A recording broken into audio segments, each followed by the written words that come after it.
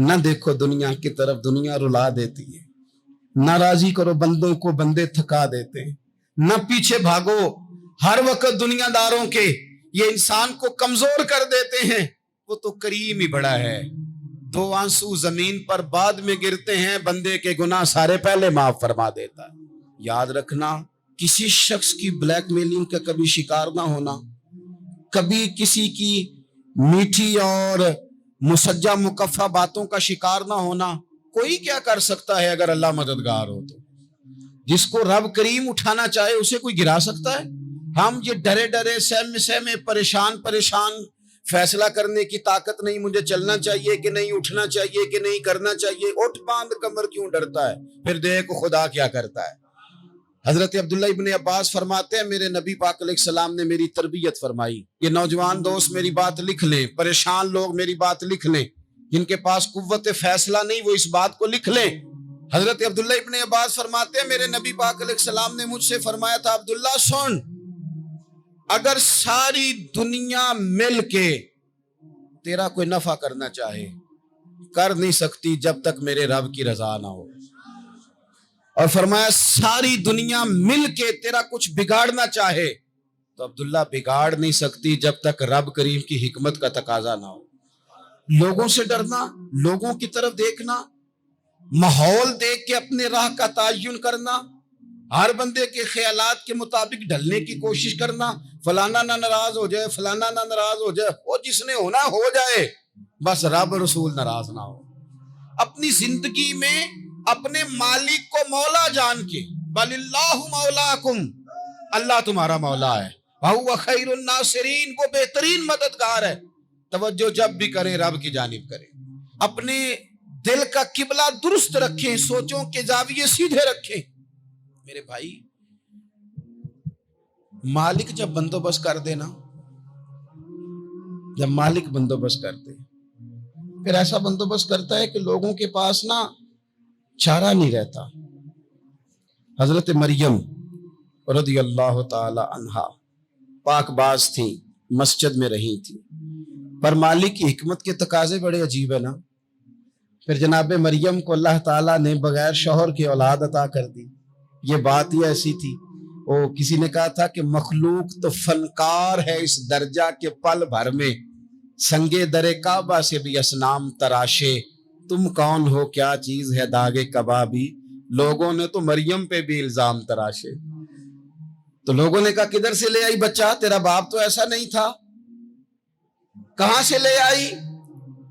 اللہ کرے میں آپ کو سمجھا سکوں، ذرا اپنے آپ کو وہاں کھڑا کریں کہ ایک پاک باز عورت، پاک باپ کی بیٹی، طیب ماں کی بیٹی، اور اللہ کے گھر میں پرورش پانے والی خاتون، ایک وہ وقت اور ایک یہ وقت کہ اس عورت کو کٹہرے میں کھڑا کر کے پوچھا جا رہا ہے کہ معاذ اللہ تیری گود میں بچہ جائز نہیں ہے، کہاں سے لائی ہے؟ اب خود سے صفائیاں بندہ کتنی کو دے، کتنی کو وضاحتیں کرے۔ اور میں نے تو اپنی زندگی میں دیکھا ہے زیادہ وضاحت دینے والے کو بھی لوگ جھوٹا سمجھنے لگ جاتے ہیں، زیادہ وضاحت دینے پر بھی لوگ کمزوری کا اظہار سمجھتے ہیں کہ کمزور پڑ گیا۔ آپ صلح کی کوشش کرتے ہیں، سامنے والا بزدل سمجھ لیتا ہے، زیادہ وضاحتیں بھی کمزور کر دیتی ہیں۔ اب حضرت مریم کو کٹہرے میں کھڑا کر کے کہا بچہ کس کا ہے؟ تو پھر خدا بندوبست جب کرے، اللہ جب مددگار ہو، تو پھر حضرت مریم کی گواہی درختوں سے نہیں دلوائی، اس نے پتوں سے نہیں دلوائی، پھر فرشتے نہیں بھیجے۔ حضرت مریم کہنے لگی مجھ سے نہ پوچھو، وہ جو پنگوڑے میں ہے اسی سے پوچھ لو، ان سے پوچھو نا، وہ کون ہے پوچھ لو، ان سے کر لو سوال۔ انہوں نے کہا پنگوڑے میں چند دنوں کا بچہ یہ جواب دے گا؟ مددگار تھا رب، ان کی برات کا اعلان کرنا تھا مالک نے، اور جب مالک اعلان کر دے، جب مالک تیری صفائی دینا چاہے، جب مالک تجھے دنیا کے سامنے نکھارنا چاہے، تو پنگوڑے میں لیٹے حضرت عیسیٰ بول کے کہنے لگے انی عبداللہ آتانی الکتاب، فرمایا میں اللہ کا بندہ ہوں، رب نے مجھے کتاب عطا کر کے نبی بنا کے دنیا میں بھیجا ہے، میں اللہ کا بندہ ہوں، کتاب لے کے آیا ہوں، نبی بن کے آیا ہوں۔ پھر پنگوڑے سے اعلان ہو گیا، پھر بچہ بول پڑا، اور یہ ایک دفعہ نہیں بات ہوئی، یہ بنی اسرائیل میں ایک جریج نام کے شخص بھی تھے جو نماز پڑھ رہے تھے. بعض نے لکھا ہے نفل نماز تھی. اماں نے پکارا تو آئے نہیں, تو ماں کے منہ سے نکل گیا تو اتنی دیر تک مرے گا نہیں جب تک کسی بے حیا عورت کا منہ نہ دیکھ لے. تو وہ عبادت گزار تھے, لیکن لوگوں نے ان کی عبادت, ریاضت, پرہیزگاری کو نہیں دیکھا. بس ایک عورت کو بھیج کے الزام لگوا دیا. وہ عورت آیا جایا کرتی تھی, اب آ جاتی ہیں عورتیں, مسئلہ پوچھنے کی نیت سے بھی آ جاتی ہیں. ماحول میں کچھ جگہ ایسی بھی ہیں جہاں عورتیں دم کرانے کے بہانے آ جاتی ہیں. وہ خاتون آتی جاتی تھی اس خانقاہ پہ, آستانے پہ, یہ بخاری میں موجود ہے. پھر اس نے کہا میری گود میں جو بچہ ہے یہ انہی کا ہے. مجھے بتائیں کیسے بندہ وضاحت دے. حالات خراب ہو گئے, لوگ کٹیا جلانے لگے, ماحول اور طرح کا بن گیا. میرے نبی پاک علیہ الصلوۃ والسلام فرماتے ہیں پھر اس رب کے بندے نے کہا مالک تو کریم ہے, تیری مشیت کا تقاضا آیا جو میری ماں نے جملے بولے تھے, اور اب میں وضاحت دینے کے قابل نہیں رہا, اب تو ہی کرم کرے گا تو دروازہ کھلے گا. تو وہ چند دنوں کا بچہ پنگوڑے میں بول کے کہنے لگا میں اس درویش کا نہیں, میں تو فلانے چرواہے کا بچہ ہوں, وہ جو بکریاں چراتا ہے. رب کی مدد کو پکاریں, اپنے ساتھ اپنے مالک کی مدد کو شامل کریں, تھوڑے رزق پر بھی گزارا اچھا ہونے لگ جائے گا. سارے لوگ آپ کو گرانے کی تدبیریں کر رہے ہوں گے اور مالک آپ کو عزتیں عطا فرما دے گا. اس کی بارگاہ سے حکمت کا تقاضا اور ہو جائے گا. ہم نے ساری زندگی لوگوں کو راضی کرنے میں گزار دی, ساری زندگی بڑھاپا آ گیا بچوں کو پالتے, اور بچوں نے آخری عمر میں کہہ دیا ابا اگر کوئی ڈھب کا کام کر لیتے تو آج ہمارے دن بھی پھر نہ جاتے. ساری زندگی گزار دی بہن بھائیوں کو راضی کرنے میں, ساری زندگی گزار دی ذمہ داریاں اٹھانے میں. ان کو 99 دفعہ دیا, ایک دفعہ نہیں دیا تو انہوں نے کہہ دیا تو نے تو کبھی دیا ہی نہیں, تو تھا ہی نہیں. ساری زندگی محلے داروں علاقے والوں کو راضی کرنے میں گزار دی.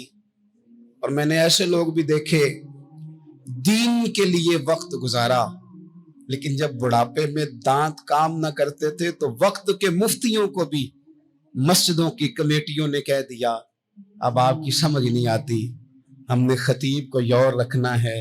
میں کہتا ہوں کہ جتنے درد سے آپ امیر کو اپنی کہانی سناتے ہیں نا, اور جس طرح آپ کے آنسو بات کرنے سے پہلے گر جاتے ہیں کہ غریب ہیں, بچیاں ہیں, کاروبار نہیں, او میرے سنگیو, اس سے آدھے آنسو اپنے رب کی بارگاہ میں بکھیرو, اس کے حضور عرض گزار ہو جاؤ, اس سے طلب کرو. ایک وقت انسان پر زندگی میں ایسا آتا ہے کہ اسے یوں محسوس ہوتا ہے کہ میرا سایہ بھی ذرا سا پیچھے ہٹ گیا ہے. اسے یوں لگتا ہے کہ میں کسی سہارے پہ ہاتھ ڈالتا ہوں تو وہ بھاگ جاتا ہے مجھ سے. لیکن مالک کی بارگاہ ایسی عظیم بارگاہ ہے, رب رسول کے آستانے اتنے بڑے ہیں کہ آپ جب وہاں کشکول طلب دراز کرتے ہیں تو جھولی پھیلانے میں دیر لگتی ہے, ان کو بھرنے میں تو کوئی دیر نہیں لگتی. ہم نے اپنا سوچ کا قبلہ ہی دنیا کو بنا لیا ہے. یہ جو اللہ والوں کی مدد ہے یہ تو ہے نہیں, اللہ ہی کی مدد ہے. لیکن یہ جو سیٹھوں کی طرف توجہ کرنا, نوابوں کی طرف توجہ کرنا, دنیا داروں کی طرف توجہ کرنا, اور اپنا مزاج اس طرح کا بنا لینا, یارو گردن کو جھکا دیتا ہے خیرات کا پتھر, جہاں میں مانگنے والوں کے سر کبھی اونچے نہیں ہوتے. اور اقبال کہتے ہیں غیرت ہے بڑی چیز جہان تگ و دو میں, پہناتی ہے یہ فقر کو تاج سردارا. میں عرض کروں گا کہ اپنی آپ جب توجہ کا قبلہ اللہ رسول کو بنائیں گے تو رب فرماتے ہیں وَيَرْزُقْهُ مِنْ حَيْثُ لَا يَحْتَسِبُ, میں نہ تجھے وہاں سے رزق دوں گا جہاں سے کبھی تیرا گمان بھی نہیں کیا ہوگا کہ یہاں سے بھی مل سکتا ہے, تو نے سوچا بھی نہیں ہوگا. بخاری شریف میں حدیث ہے, حضرت جابر ابن عبداللہ فرماتے ہیں نبی پاک صلی اللہ علیہ وسلم نے 300 لوگوں کا ایک لشکر روانہ کیا کسی مہم کے لیے, کسی جہاد کے لیے. حضرت ابو عبیدہ بن جراح رضی اللہ تعالیٰ عنہ امیر لشکر تھے. فرماتے غربت اتنی زیادہ تھی, بھوک اتنی زیادہ تھی کہ ایک ایک کھجور دن میں ایک وقت کھانے کو ملتی تھی, اور کچھ دن ایسے آئے کہ اب کھجور بھی نہیں مل رہی. فرماتے اتنی زیادہ بھوک لگی مجاہدین کو 300 بندہ پتے کھا کے گزارا ہونے لگے. یہ بخاری میں موجود ہے. آپ فرماتے کہ دریا کے کنارے ہمارا پڑاؤ تھا, ٹھہراؤ تھا, جب بھوک سے نڈھال ہو گئے نا، وَيَرْزُقْهُ مِنْ حَيْثُ لَا يَحْتَسِبُ، اللہ وہاں سے روزی دیتا ہے، گمان بھی نہیں ہوتا۔ فرماتے ہیں ایک مچھلی اللہ تعالیٰ نے دریا کے کنارے بھیجی، فرماتے ہیں وہ تھی تو مچھلی پر پہاڑ جتنی تھی۔ بخاری میں لفظ ہیں، حضرت جابر ابن عبداللہ رضی اللہ تعالیٰ عنہ فرماتے ہیں 300 آدمی 18 دن تک اس مچھلی کو کھاتے رہے، مچھلی ختم ہی نہیں ہوئی۔ مچھلیاں نہیں، مچھلی کہتے ہیں 18 دن 300 بندہ کھاتا رہا، مچھلی ختم ہی نہیں ہوئی۔ اور فرماتے ہیں کہ اس کی ہڈی نکال کے، کانٹا کہیں گے آپ اپنی زبان میں، کہتے ہیں وہ نکال کے نا تو اس کو کھڑا کیا نا جب، تو اونٹ کجاوے سمیت اس کے بیچ سے گزر جاتا تھا، دو اس کے کانٹے جوڑے۔ فرماتے ہیں وہ اس کا گوشت ہم کھاتے تھے اور اس کی چربی بطور تیل کے ہم جسموں پہ ملتے تھے، بیماروں کو اس سے سکون آتا تھا، تندرستی شفا ہوتی تھی۔ فرماتے ہیں ہم کھایا بھی ہم نے، اور کچھ لے کے ہم مدینے بھی گئے، اور قربان جائیں نبی پاک نے بھی اس میں سے کھایا۔ ہم نے عرض کی حضور یہ معمہ کیا ہے، یہ ماجرا کیا ہے؟ تو محبوب نے فرمایا تمہارے پاس غذا نہیں تھی، رب نے تمہارے لیے بندوبست کیا ہے، اللہ نے تمہیں دیا ہے۔